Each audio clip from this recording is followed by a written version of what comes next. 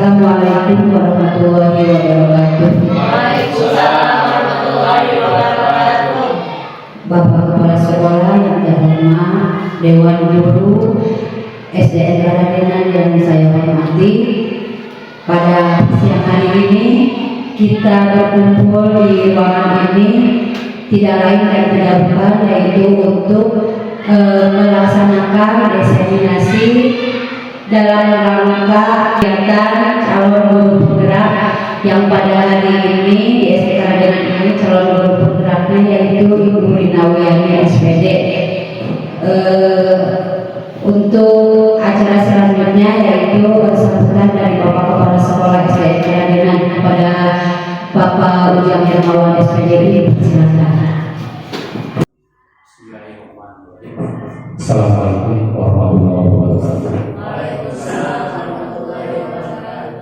Bismillahirrahmanirrahim. Terima kasih kepada pembawa acara, juga Dewan Guru yang pada saat ini sudah sudi menemani kegiatan CGP di SDN Karadenan, Bu Rina Wiyani. Ini mungkin ada beberapa tahapan yang memang harus ditempuh untuk menyelesaikan tugas mandiri, di antaranya yang pada saat ini yaitu diseminasi ataupun berbagi pemahaman mengenai sekolah yang pada saat ini sedang digembar-gemborkan, yaitu Merdeka Belajar, Merdeka Belajar yang pada intinya adalah kepada kurikulum Merdeka. Ini adalah yang akan disampaikan pada saat ini, yaitu mengenai pemahaman penyebaran pemahaman dan penerapan pengalaman budaya positif. Artinya ada suatu kegiatan yang memang harus diterapkan lagi. Kalau di PSP itu ada istilah dengan pengibasan. Jadi ketika kita mendapatkan sesuatu, jangan lupa kita berbagi kepada yang lain. Kalau biasanya kalau di anggaran itu ada yang disebut dengan bukan talangan itu kalau berbagi itu berbagi ya semacam itulah. Jadi ketika kita mendapatkan sebuah pengalaman, maka kita harus senantiasa berbagi kepada yang lain agar saling merasakan. Nah, itulah yang dimaksud dengan mungkin pemahaman dari mereka mengajar ataupun mereka belajar. Nah, artinya tidak terfokus kepada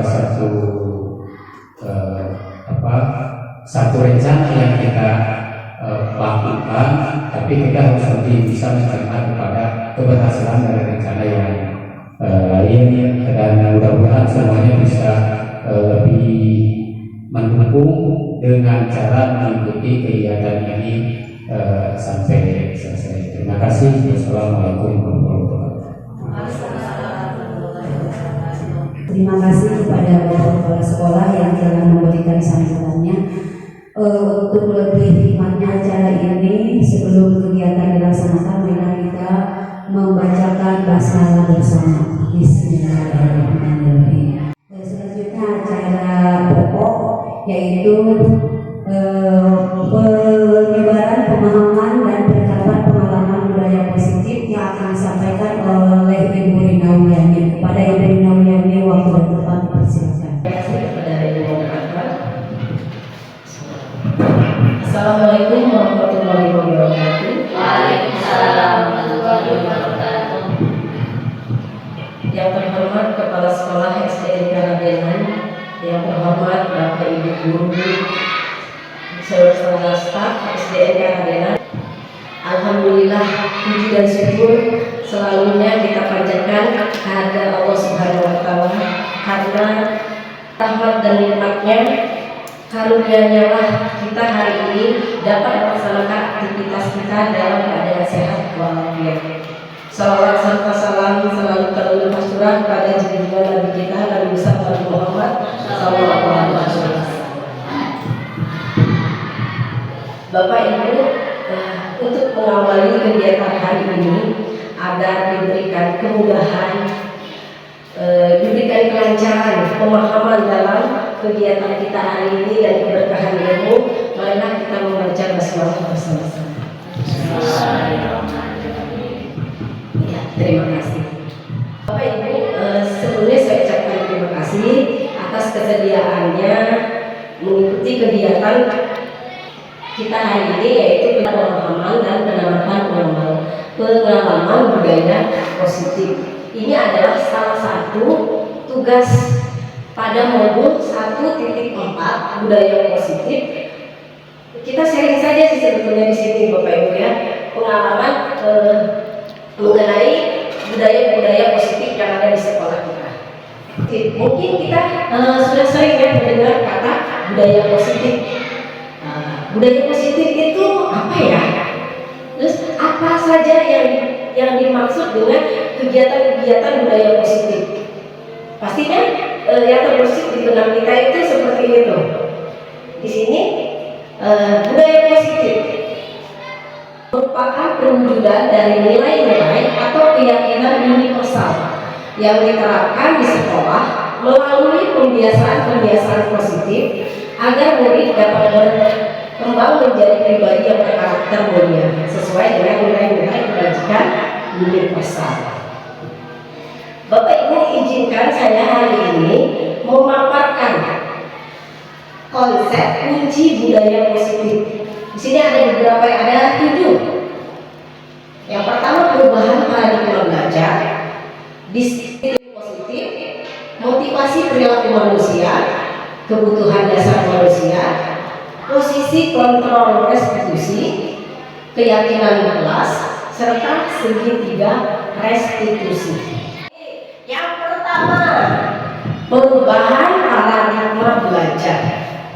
Kalau mendengar kata perubahan, apa tuh yang terbersit di benak Bapak Ibu? Pastinya sesuatu yang beda, ya Pak ya, Bu ya. Perubahan di sini diartikan bahwa peralihan keadaan, baik itu pola pikir ataupun perilaku, pikir dan cara guru mengajar. Mungkin Bapak Ibu sekarang ini kita menggunakan paradigma belajar lama, ya. Mungkin Ibu pernah mendengar pembelajaran yang berpusat pada murid atau pembelajaran yang berpusat pada guru. Kira-kira pembelajaran yang kalau Bapak Ibu gunakan, pembelajaran yang berpusat pada murid. Iya, itu berarti apa? Pembelajaran yang berpusat pada murid itu artinya pembelajaran sesuai dengan kebutuhan murid. Nah, untuk mengakomodir pembelajaran tersebut yaitu dengan menggunakan paradigma belajar yang baru, yaitu berpusat pada murid atau dengan prinsip belajar berdiferensiasi. Ya Bapak Ibu, sekarang ini sesuai dengan filosofi Ki Hajar Dewantara bahwa pembelajaran adalah berpihak pada murid. Artinya belajar sesuai dengan kebutuhan murid. Guru hanya menuntun siswa dengan segala kodrat yang dimilikinya agar membentuk suatu karakter yang mulia, yaitu sesuai dengan profil pelajar Pancasila. Di sini ada 6 profil pelajar Pancasila. Yang pertama, beriman bertakwa kepada Tuhan Yang Maha Esa dan berakhlak mulia, berkebinekaan global, bergotong royong, kreatif, bernalar kritis, dan mandiri. Ya. Dari ke-6 dimensi tersebut diharapkan sekolah yang membentuk karakter-karakter ini dengan cara apa?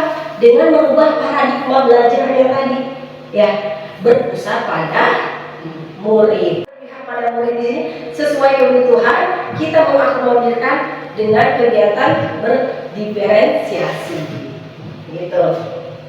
Yang selanjutnya adalah miskonsepsi tentang teori kontrol.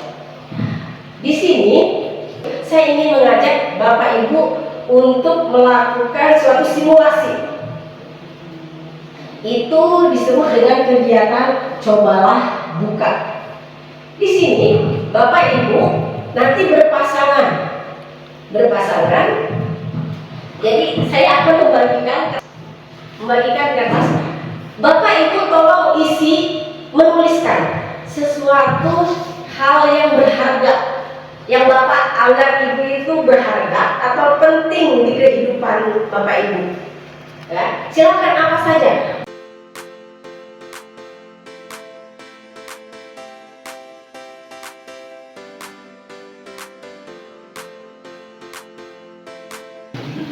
Silakan tuliskan yang Bapak anggap itu berharga dan yang Bapak harus lindungi, yang Bapak Ibu pegang. Nanti berpasangan nih. Di sini ada dua peran berarti ya. Ada yang mengepal kertas, nanti digulung saja kertasnya. Ada yang mengepal dan ada yang berperan sebagai yang ingin membuka hal-hal yang penting tadi. Ada yang mau maju ke depan? Boleh saya tahu yang pegang apa? Enggak boleh. Karena kalau saya bikin permainan, kalau misalkan nggak bisa jawab itu jelas. Oh. Enggak juga. Yang lain, jangan permainan yang lain. Kalau Melayu saya nggak bisa. Saya juga mau bilang Pak. Nggak nanti ya. Boleh lah. Boleh dong. Enggak ya. Iya. Istiqomah, gimana? Susah ya. Semangat ya. Berarti Bapak tidak bisa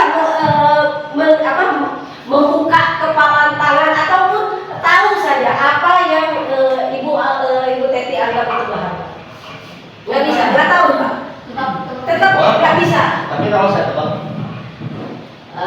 Tebak berarti Bukan. tebakan. Kan Bapak ingin mencoba membuka. Itu di simulasi tadi yang memegang kontrol itu siapa? Yang memegang, yang mengepal atau yang berusaha membuka kepalan tangan tadi? Yang mengepal, betul sekali Bapak Ibu. Jadi yang punya kendali atas dirinya sendiri itu adalah ya diri kita ya, yang mengepal tadi ya, dicontohkan. Ya, artinya kita sebagai guru sebetulnya hanya ilusi jika kita bisa mengontrol murid atau kita merasa kita lebih dewasa. Pastinya kita lebih dewasa dari anak-anak didik kita ya. Kita itu bisa mengatur, mengontrol murid kita. Pada sejatinya itu tidak. Ketika siswa itu tidak merasa motivasi itu dari diri dia sendiri. Jadi apapun yang dilakukan siswa itu harus berdasarkan keinginan dia. Tidak bisa hanya sekedar mengikuti aturan-aturan. Itu bisa saja pada saat ibu memberikan peraturan ataupun perilaku yang baik, dia mengikuti pada saat itu. Tapi ketika kita lengah, anak sudah tidak mengikuti lagi atau sudah berperilaku yang buruk lagi. Artinya motivasi itu tidak dari dalam dirinya, hanya mengikuti karena menghindari hukuman, atau bisa saja dia mengikuti karena hanya ingin dipuji seperti anak yang baik gitu ya. Di sini jadi itu adalah miskonsepsi. Di sini pada paradigma perubahan tadi kita harus merubah stimulus respon ke teori kontrol. Ya, yang pertama itu realitas, kebutuhan kita sama. Sebetulnya teori kontrol itu menyatakan realitas atau kebutuhan kita berbeda.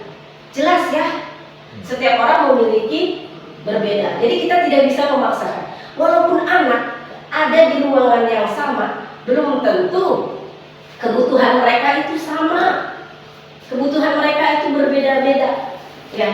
Jadi kita harus teori kontrol ini yang kita harus pahami, berubah.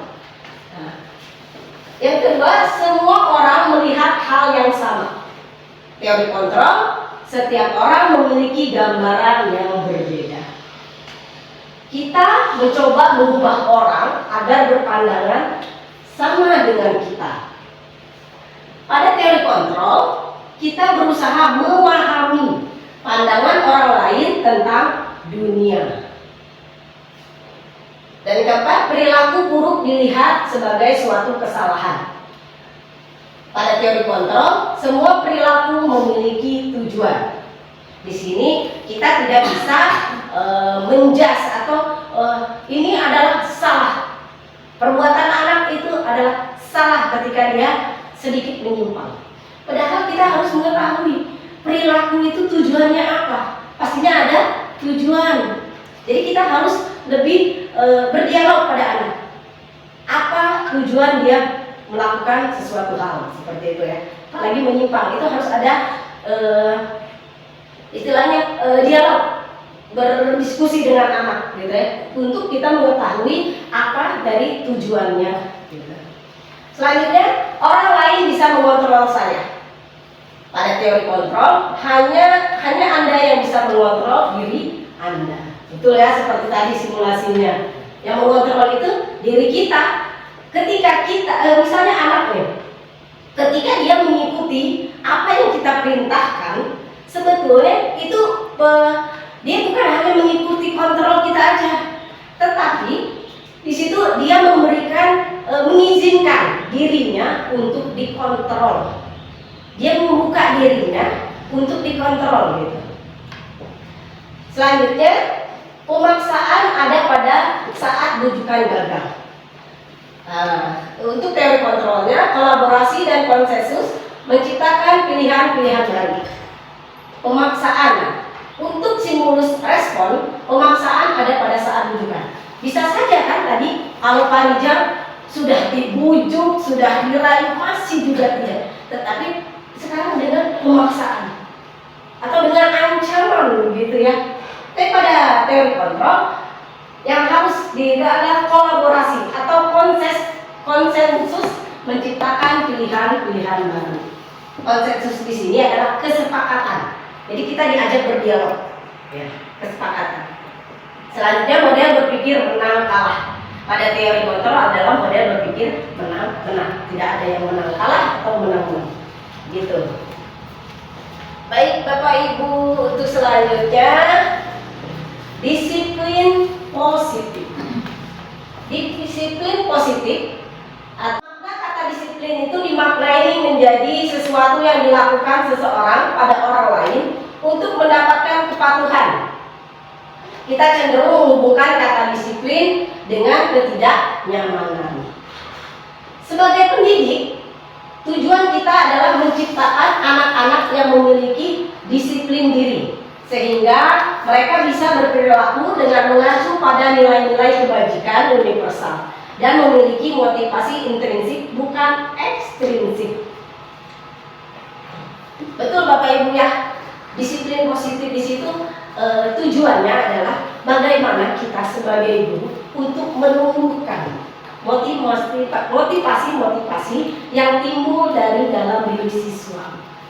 Bukan hanya sekedar mengikuti perintah guru, mengikuti aturan-aturan sekolah ataupun kesepakatan.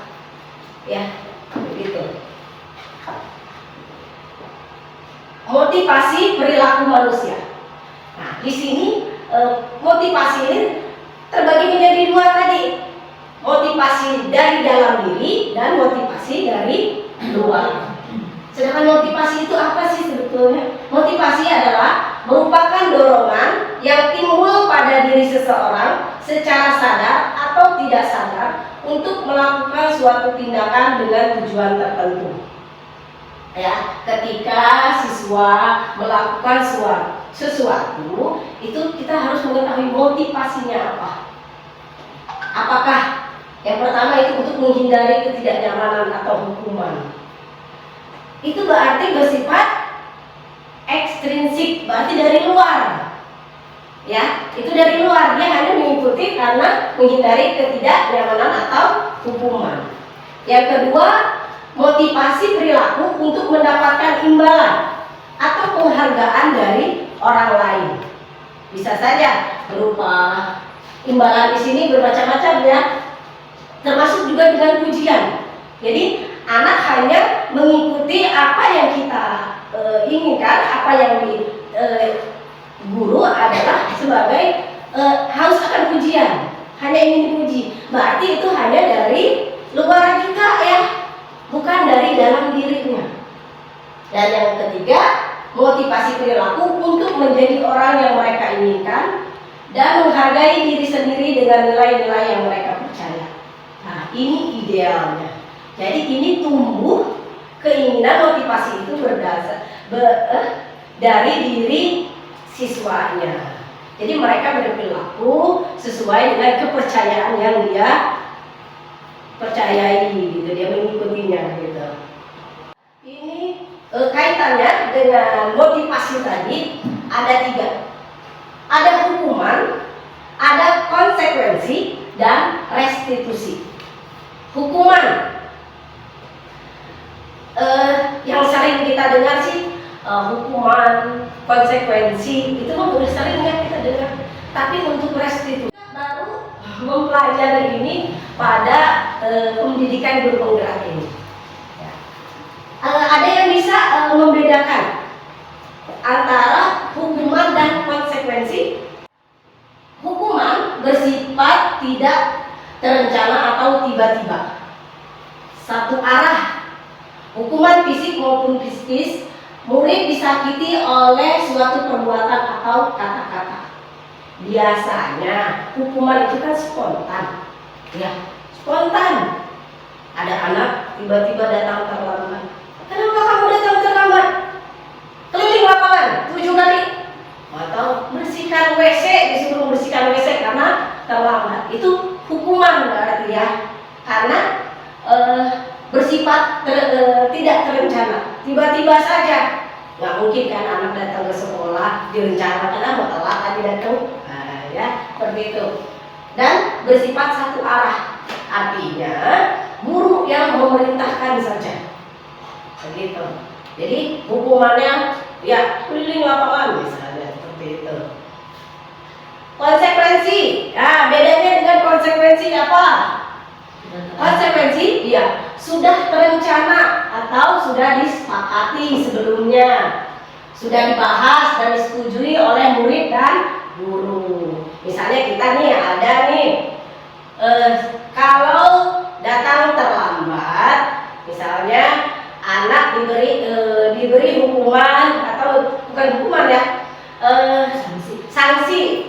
Sanksinya misalnya membersihkan lingkungan sekolah misalnya, tapi itu udah ada kesepakatan sebelumnya Di kesepakatan kelas. Iya, disepakatan sekolah boleh, kelas pun boleh gitu ya. Jadi ada konsekuensinya, ada ketika anak itu melanggar, nantinya hanya kita menanya, berarti dia sudah tahu nih, kalau saya melanggar, berarti saya harus membersihkan lingkungan sekolah. Jadi sudah ada kesepakatan sebelumnya. Kalau untuk konsekuensi, jadi anak juga tahu hukumannya ketika dia melanggar ini, hukumannya ini, gitu ya. Ketika dia melakukan apa yang tidak ada sesuai peraturan, tapi kita sudah pada anak-anak sudah disepakati bersama, jadi dia sudah tahu setiap apa kesalahannya berarti sanksinya apa gitu. Ya. Dan yang idealnya adalah restitusi. Restitusi adalah proses menciptakan kondisi bagi murid untuk memperbaiki kesalahan mereka, sehingga mereka bisa kembali pada kelompok mereka dengan karakter yang lebih kuat. Itu adalah apa dari dosen 2004. Di sini ini yang paling ideal ya Bapak Ibu ya. Jadi restitusi adalah proses dialog antara kita dengan siswa kita, bagaimana menyelesaikan suatu misalnya menyelesaikan suatu masalah atau kasus misalnya pada anak, pelanggaran misalnya seperti itu, tapi kita hanya memfasilitasi anak untuk mengenali permasalahannya, apa kesalahannya, dan anak itu sendiri yang akan menemukan atau mencari solusi dari masalahnya. Ya, itu adalah restitusi. Sebaiknya kita memang dulu menggunakan restitusi, bukan hukuman ataupun konsekuensi. Baik Bapak Ibu, dari pemaparan tadi sudah tergambar ya, apa itu hukuman, apa itu konsekuensi dan restitusi. Di sini saya ada tes pemahaman hukuman dan sanksi. Berdiri di depan kelas sambil mengangkat satu kaki karena tidak bisa menjawab pertanyaan. Hukuman. Hanya satu yang bilang sanksi, yang lainnya hukuman. Berarti kita pilih hukuman ya. Hukuman. Selanjutnya, membersihkan tumpahan air di meja tulis karena tersenggol pada saat belajar. Konsekuensi.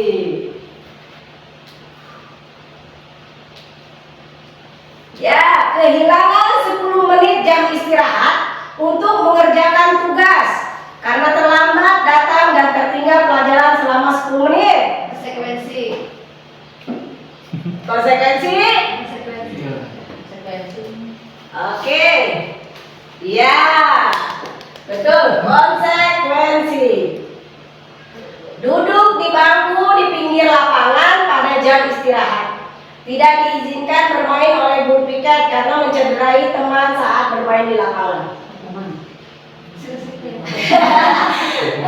Hukuman? Saya klik hukuman ya.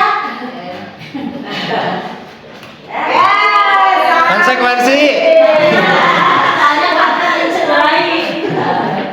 Iya, terlambat hadir di pembelajaran daring 15 menit dan diminta untuk tinggal 15 menit sesudah kelas usai untuk membahas ketinggalan pembelajaran. Sanksi. Oke, good. Bagus ya.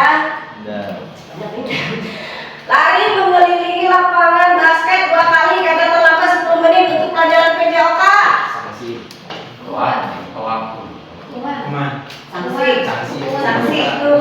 Ya, aku punya alasan. Ya, Bu, sanksi kenapa, Bu? Sanksi karena kesalahannya sesuai dengan pada saat pelajaran PJOK ya. Ya. Jadi pada saat olahraga dia terlambat. Jadi ada matching gitu antara kesalahannya karena datang terlambat pada pelajaran olahraga dengan hukuman yang diberikan oleh gurunya. Iya, betul sekali. Jadi di sini gini, kalau misalnya dia terlambat 10 menit pada pelajaran PJOK, PJOK itu kan biasanya ada pemanasan. Ya, ada pemanasan. Ketika dia terlambat dan dia langsung ikut saja olahraga, takutnya mencederai. Jadi dia karena teman-temannya tadi sebelum pembelajaran dimulai sudah berkeliling. Jadi dia juga disuruh, sebetulnya bukan hukuman tetapi adalah konsekuensi.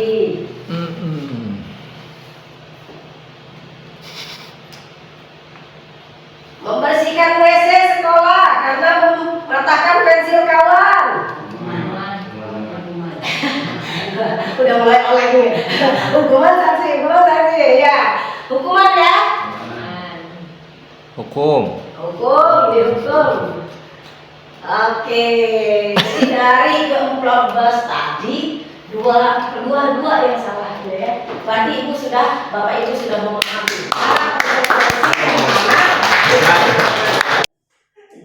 5 kebutuhan dasar manusia. Kebutuhan dasar adalah segala sesuatu yang kita lakukan untuk mendapatkan apa yang kita inginkan. Seluruh tindakan manusia memiliki tujuan tertentu sebagai usaha terbaik untuk memenuhi kebutuhan dasar agar terpenuhi dengan baik. Ya, ada 5 kebutuhan dasar manusia. Yang pertama, bertahan hidup. Kedua, kasih sayang dan rasa diterima. Ketiga, ketiga kebebasan, keempat kesenangan, dan yang kelima penguasaan. Ini adalah yang mendasari kebutuhan manusia. Ketika ada kebutuhan dasar yang tidak terpenuhi, apa yang kita lakukan? Pastinya berusaha ya untuk memenuhinya. Itu usaha dari dalam diri ya pastinya untuk memenuhinya. Yang pertama itu kebutuhan dasar manusia bertahan hidup. Di sini kebutuhan yang bersifat fisiologis untuk bertahan hidup, misalnya kesehatan, rumah, dan makan. Saya di sekolah itu, kita ada anak misalnya mengambil bekal makanannya, makanan temannya, mengambil bekal makanan temannya. Ketika ditanya sama bu guru, kenapa kamu mengambil bekal makanan temanmu? Misalnya jawabnya, karena mama tadi tidak membekali saya makan, ibu. Atau ibunya lupa atau apapun alasannya, tapi orang tuanya tidak menyiapkan bekalnya. Sehingga dia kan lapar di sekolah. Dan ketika dia mengambil makanan temannya itu, berarti dia memenuhi kebutuhan dasarnya, yaitu bertahan hidup. Selanjutnya, kasih sayang dan rasa diterima. Itu adalah kebutuhan psikologis, kebutuhan untuk disayangi dan diterima, meliputi kebutuhan akan hubungan dan koneksi sosial, kebutuhan untuk memberi dan menerima kasih sayang, dan kebutuhan untuk merasa menjadi bagian dari suatu kelompok.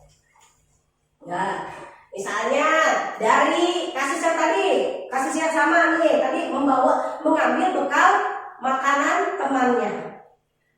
Itu apa? Misalnya ada orang tua yang tidak terima misal anaknya tadi bekal anaknya diambil oleh temannya, ngadulah ke guru misalnya, ngadu pada kita, bu bekal anak saya diambil sama si Uni misalnya, si Uni misalnya diambil gitu ya.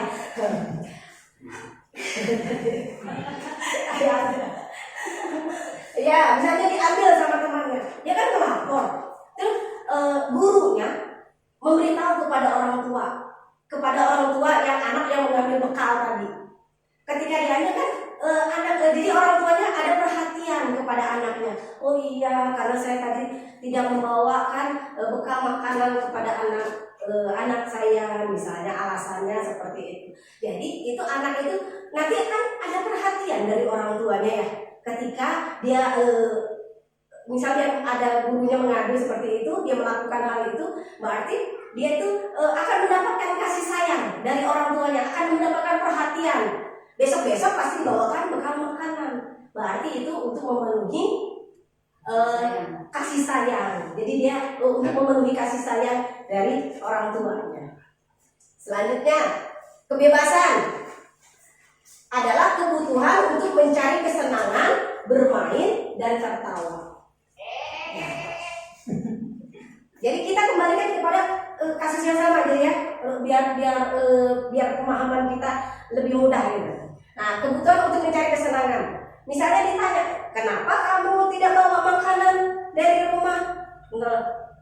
Saya bosan Bu dengan makanan yang selalu dibawakan ibu saya. Tiap hari goreng tempe aja terus, telur aja dibawa. Dia tuh pengen berubah sebenarnya, nggak mau bawa bekal itu lagi.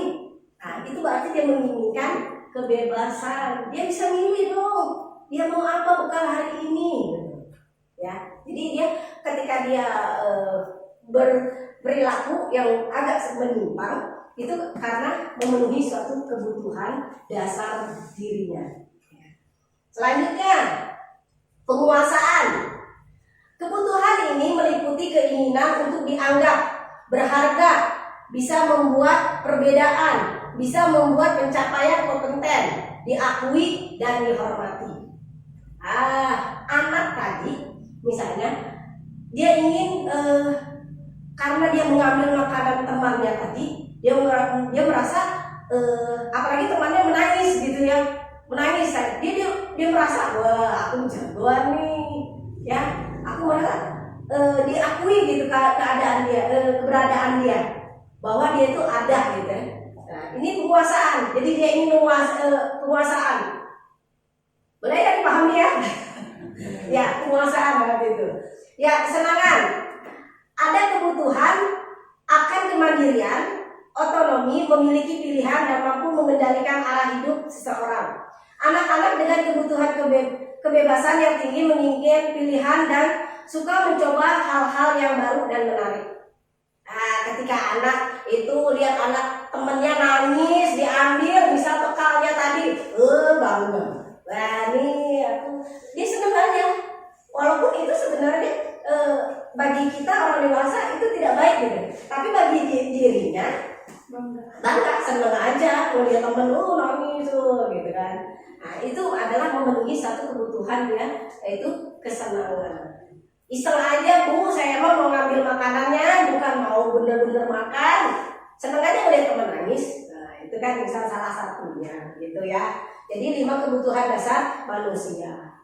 Ya, jadi anak itu melakukan sesuatu, atau tidak cuma anak, kita sendiri pun melakukan sesuatu itu untuk memenuhi kebutuhan dasar kita.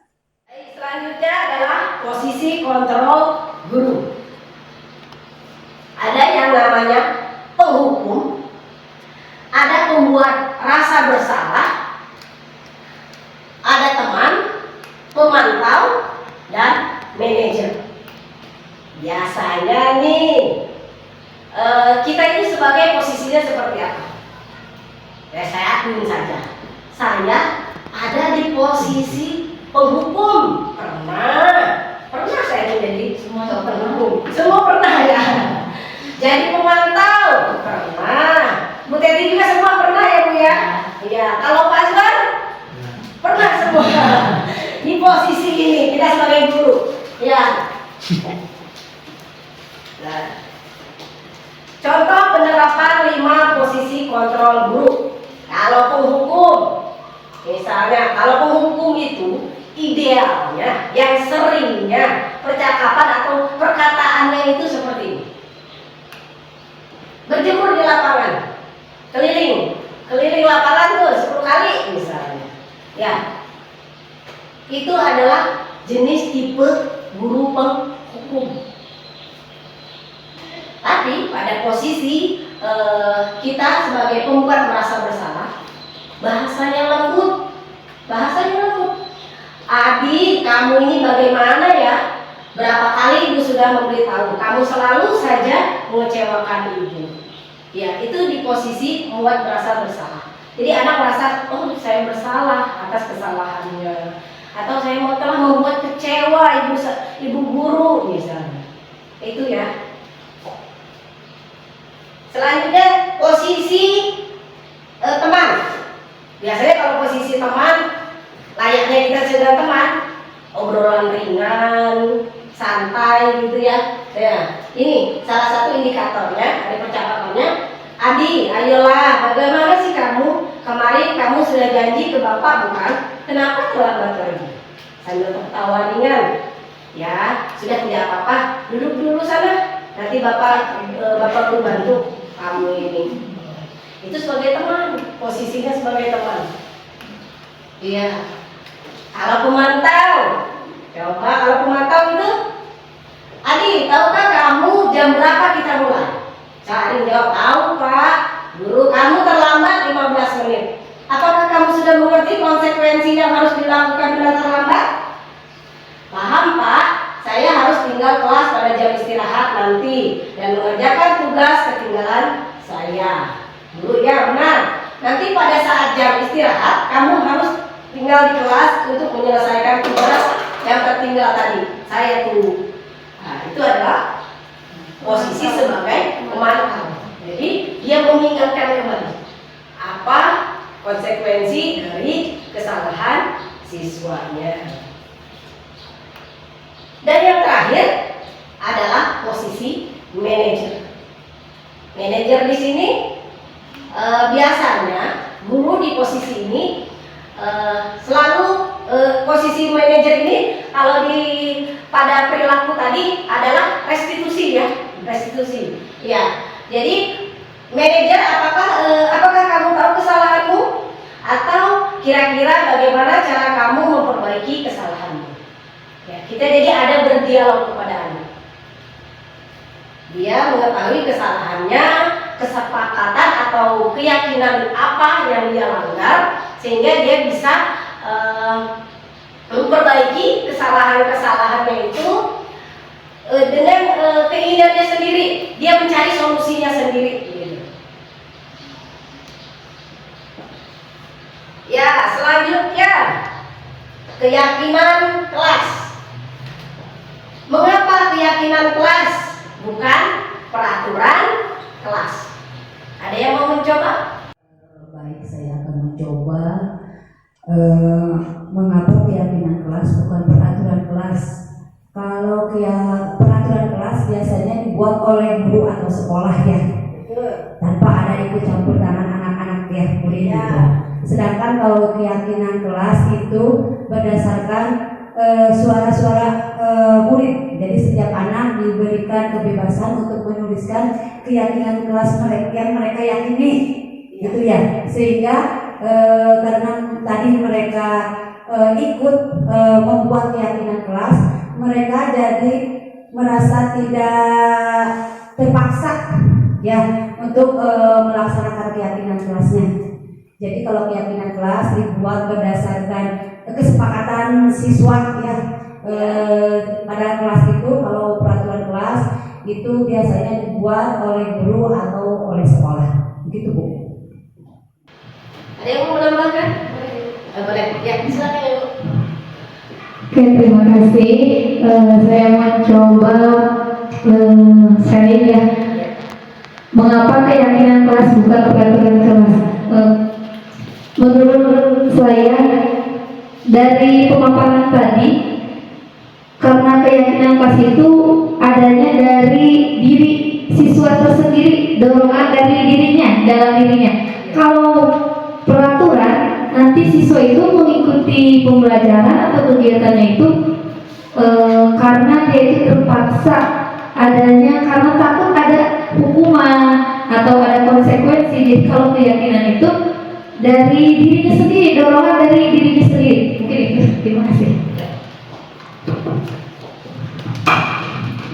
Ya, terima kasih, luar biasa semua. Berarti pemahaman ibu yang saya paparkan tadi alhamdulillah terserap ya.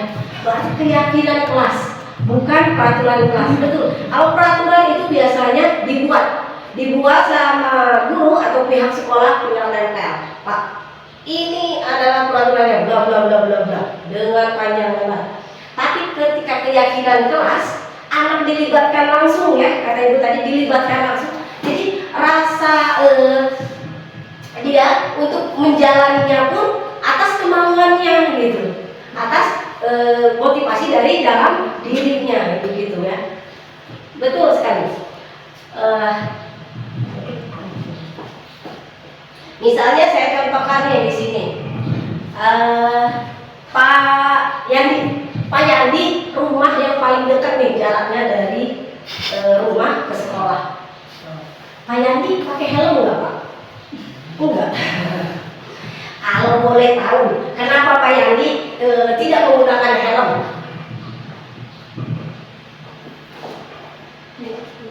Karena tidak ada yang menilang. Iya. Jadi, cuma dekat jaraknya, nggak ada polisi juga, nggak ada yang hilang. Itu berarti alasannya dari luar, bukan dari diri, dari keinginan dari sendiri. Tapi kalau kita melihat keyakinan, melihat dari nilai keyakinan dari kebajikan universal tadi, kita melihat bahwa menggunakan helm itu untuk apa? Keselamatan.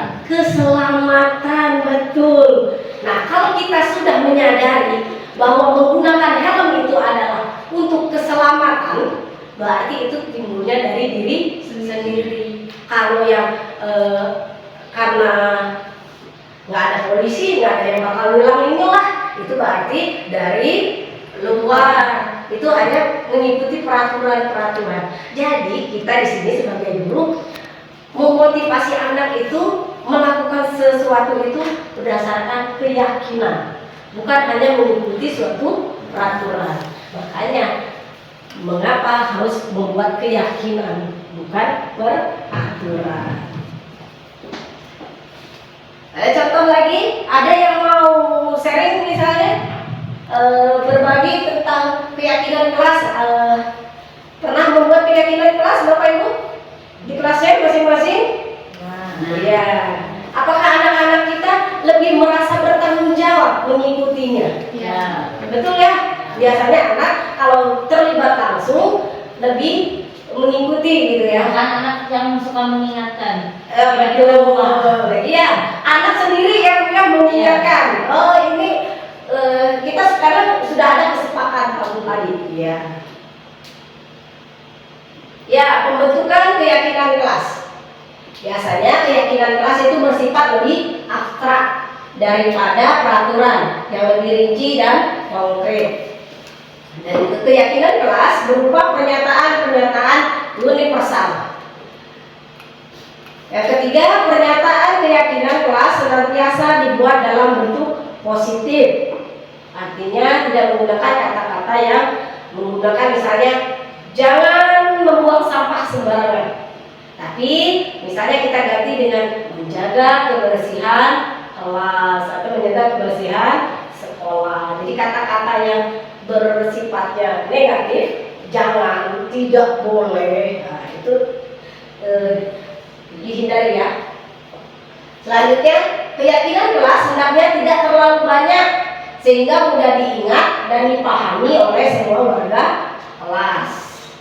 Poin-poin penting tapi yang mendasar biasanya ya yang kita buat.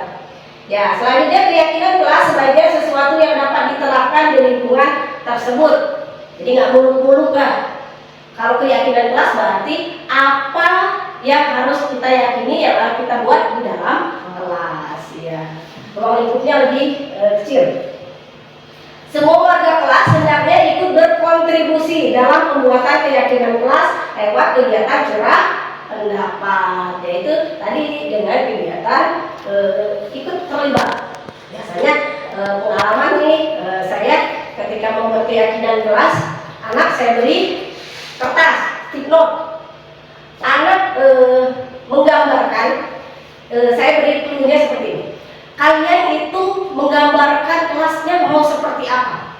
Keinginan kalian itu berada di kelas ini seperti apa? Ada yang jawab, saya pengen kelas kita selalu bersih. Terus ada anak yang bilang, Bu, saya maunya tidak ada anak-anak yang berkata kasar. Ya, jadi di dalam anak itu memimpikan ruangan kelas yang nyaman seperti apa. Jadi saya ajak giring mereka seperti itu ya. Jadi nanti di curah pendapat tadi apa yang mereka inginkan, apa yang mereka inginkan semua saya tampung semua ide-ide mereka itu, apa keinginan mereka itu. Nanti kita sebagai guru kita pilah lagi dan semua itu atas kesepakatan nanti kita buat keyakinan kelas. Dengan begitu anak juga akan mengikuti keyakinan kelas itu berdasarkan kesepakatan bersama. Ya. Selanjutnya, bersedia meninjau kembali keyakinan kelas dari waktu ke waktu. Ya, minimal 6 bulan deh. Perlukah diperbaharui lagi? Adakah kesepakatan atau adakah keyakinan yang pengen diperbaharui lagi? Yaitu secara refleksi kita meninjau kembali, begitu. Ya, dan pemaparan yang terakhir adalah segitiga restitusi. Restitusi adalah proses dialog yang dilakukan orang tua atau guru agar menghasilkan murid yang mandiri dan bertanggung jawab. Nah, di sini idealnya adalah kita ketika anak berperilaku yang menyimpang, kita menggunakan segitiga restitusi. Di sini ada 3 tahapan segitiga restitusi, yaitu menstabilkan identitas, yang kedua validasi tindakan yang salah, Yang ketiga, menanyakan keyakinan. Pada tahapan restitusi yang menstabilkan identitas, biasanya sebagai guru kita mengatakan kalimat-kalimat ini. Berbuat salah itu tidak apa-apa, atau tidak ada manusia yang sempurna. Saya juga pernah melakukan kesalahan seperti itu. Kita bisa menyelesaikan ini. Bapak atau ibu tidak tertarik mencari siapa yang salah, tapi misalnya ibu ingin mencari solusi dari permasalahan ini. Selanjutnya kamu berhak merasa begitu. Dan terakhir, apakah kamu sudah menjadi teman yang baik buat dirimu sendiri? Iya, itu adalah kalimat biasanya yang kita gunakan saat kita menstabilkan identitas. Jadi anak tidak merasa, wah aku betul-betul salah ini, apa?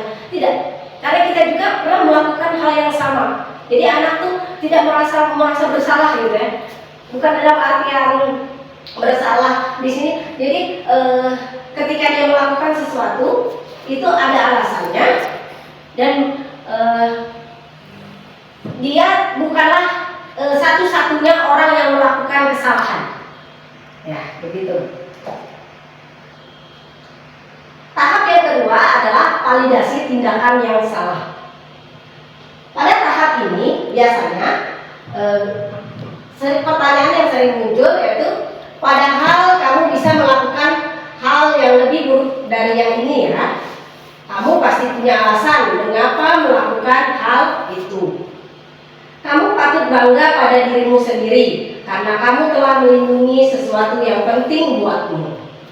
Ya, terakhir, kamu boleh mempertahankan sikap itu, tapi kamu harus menambahkan sikap yang baru. Itu adalah tahap validasi tindakan yang salah. Dan tahap yang terakhir yaitu menanyakan keyakinan. Biasanya apa nilai-nilai umum yang kita telah sepakati? Apa bayangan kita tentang kelas yang ideal? Kamu mau jadi orang seperti apa? Nah, itu adalah menanyakan keyakinan kelas, menanyakan keyakinan. Jadi anak mengetahui keyakinan apa yang dia langgar dan bagaimana cara dia memperbaiki kesalahannya. Baik, Bapak Ibu, saya telah melaksanakan satu restitusi kepada siswa saya karena pada kasus tidak mengerjakan PR. Saya sedang dalam PR bahasa Indonesia. Kamu belum mengerjakan PR bahasa Indonesia? Dulu, coba diri dulu. Asal tidak mengerjakan PR bahasa Indonesia itu tidak apa-apa. Asal bukan satu-satunya siswa yang tidak mengerjakan PR. Kemarin teman-teman kamu juga ada yang tidak mengerjakan PR. Dulu, pastinya kamu punya alasan mengapa tidak mengerjakan PR. Kalau boleh tahu apa alasannya? Mau saya lupa. Tapi kamu tidak lupa kan membawa alat tulis dan buku pelajaran? Ya Bu, saya bawa. Nah, kamu sudah melakukan hal yang baik karena membawa alat tulis dan buku pelajaran, hanya tidak mengerjakan PR.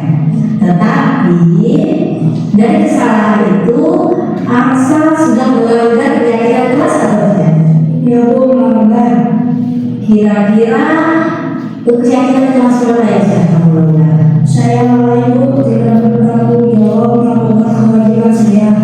Menurut asal, sikap tanggung jawab itu penting tidak menurut asal? Penting Bu. Baik, kalau begitu, kira-kira asal akan melakukan apa untuk memperbaiki hal ini? Saya akan melakukan PR di rumah waktu Bu. Bagus, kamu sudah tahu apa yang harus kamu lakukan. Sekarang kamu boleh kembali dulu, siap-siap untuk mengikuti pelajaran selanjutnya. Terima kasih Bu. Sama-sama. Itu tadi adalah salah satu penerapan restitusi yang saya lakukan, Bapak Ibu ya. Mungkin nanti Bapak Ibu yang lain bisa mengikuti ketika anak melakukan kesalahan, tapi kita Kita tidak dengan hukuman ataupun dengan konsekuensi, tapi kita melakukan dengan restitusi. Ya. Baik Bapak Ibu, pemaparan tadi adalah akhir dari kegiatan kita hari ini. Alhamdulillah. Terima kasih saya ucapkan kepada Bapak Ibu yang dari awal sampai akhir mengikuti kegiatan ini dengan baik dan ikut aktif ya tadi ya di kegiatan-kegiatan kita.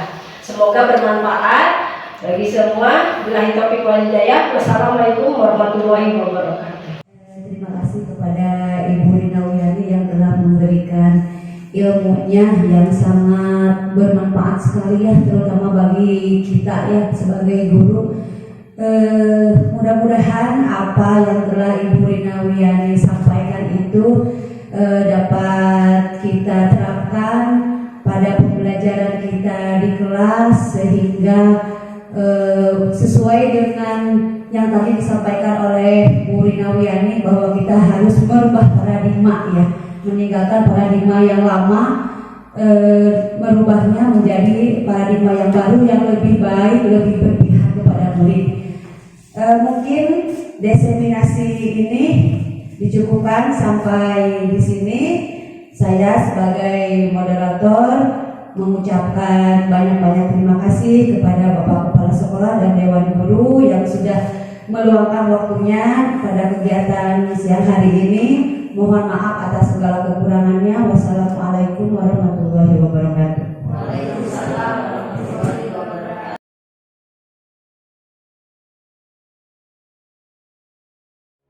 Kelas 6 siap. Kelas 6 hebat. Kelas 6 juara. Kelas 6 hari ini apa kabar? Baik. Siapkah kalian untuk belajar? Siap. Semangat semuanya, dengar dengan seksama. Kelas 6 hari ini semuanya cerdas. Guru hari ini apa kabar? Baik. Siapkah membimbing kami semua? Siap. Kami siap belajar dengan sesama. Kami cerdas, kami hebat, kami berakhlak. Iya hebat. Cara mungkin membuat keyakinan kelas. Ya. Ada yang tahu apa itu keyakinan kelas? Ada yang mau coba? Iya, silakan asal. Peraturan kelas, iya. Ada yang lain? Tata tertib. Tata tertib, iya betul semuanya. Keyakinan kelas adalah hal yang akan mengatur kita, ya. Yang kaitannya itu adalah kesepakatan kelas kita yang akan kita jalani.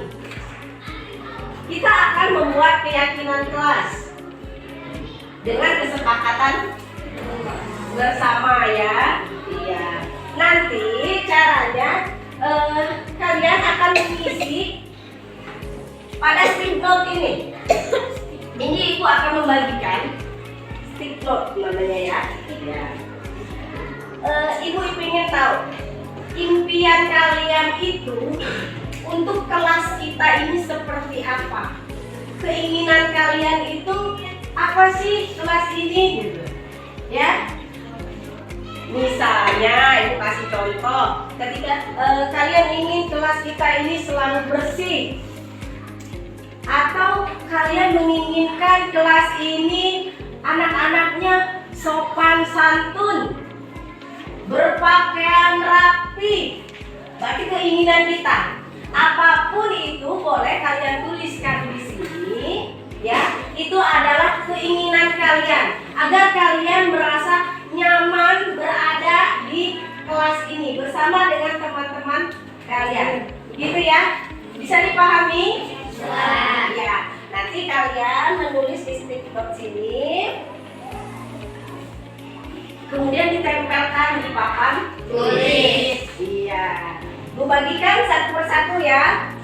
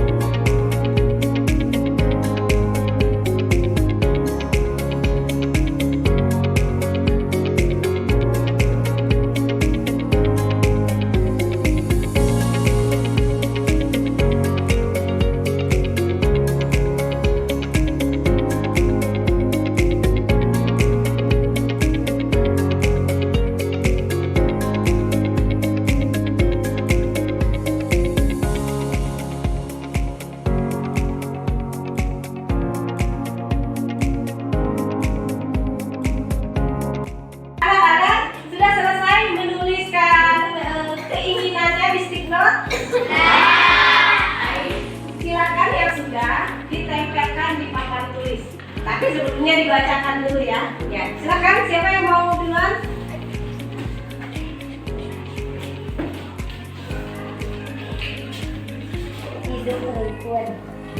Hidup rukun, iya.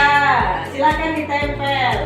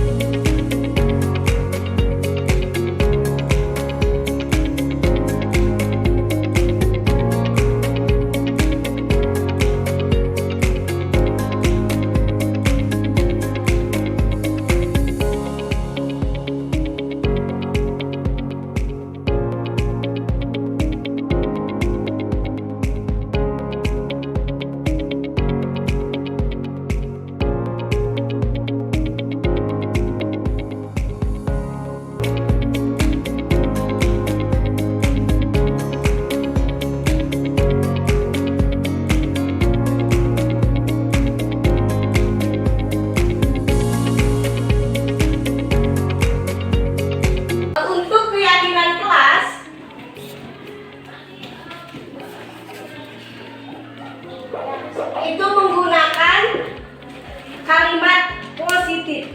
Jadi tidak menggunakan kata tidak ataupun jangan. Ya, seperti di sini misalnya, jangan membuang sampah sembarangan. Berarti itu apa? Kita ganti dengan menjaga kebersihan. Nah, ini berpakaian rapi. Berpakaian rapi. Berarti apa itu?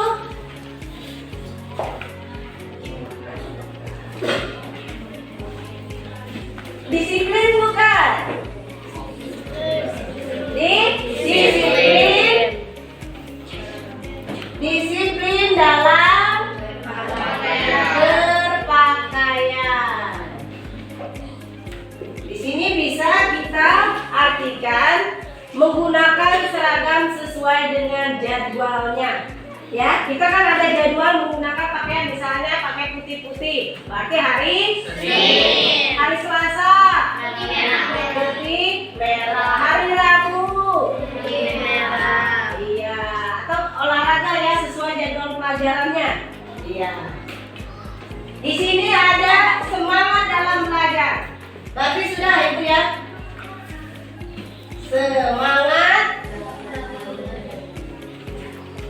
Semangat belajar.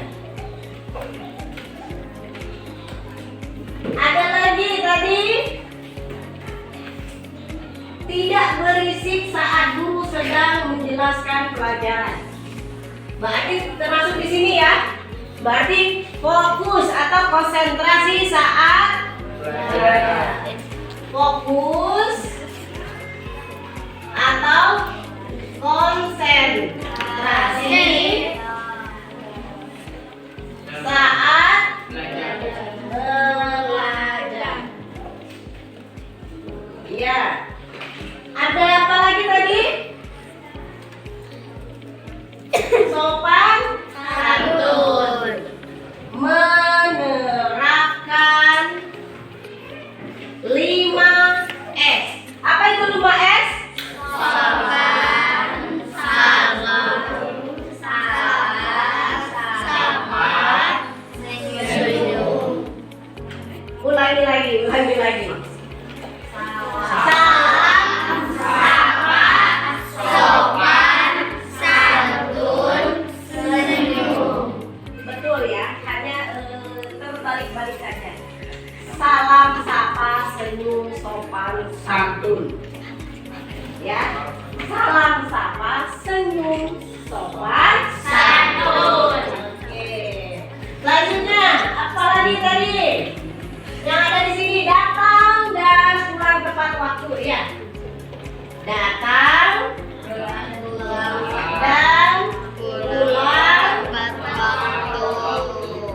tepat waktu. Ada lagi yang berbeda di sini tadi? Mengerjakan tugas ini. Mengerjakan tugas tepat waktu. Ya. Mengerjakan tugas tepat waktu.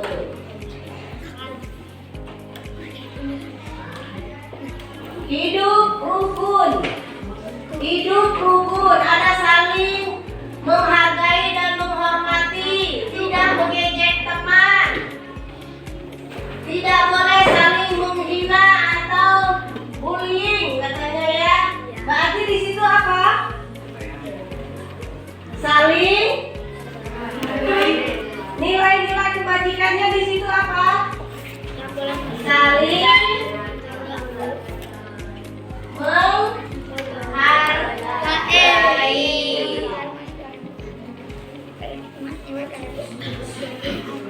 Sopan santun tadi ya. Sopan santun sudah termasuk di 5S ya, sudah ada.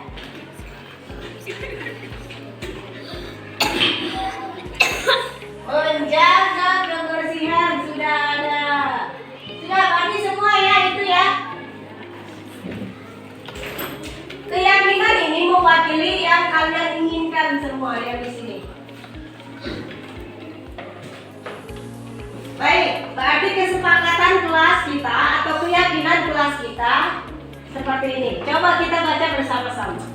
Yang pertama, menjaga kebersihan, disiplin dalam berpakaian, semangat belajar, fokus atau konsentrasi saat belajar, menerapkan 5S, datang dan pulang tepat waktu, mengerjakan tugas tepat waktu, saling menghargai. Ya, di sini ada berapa?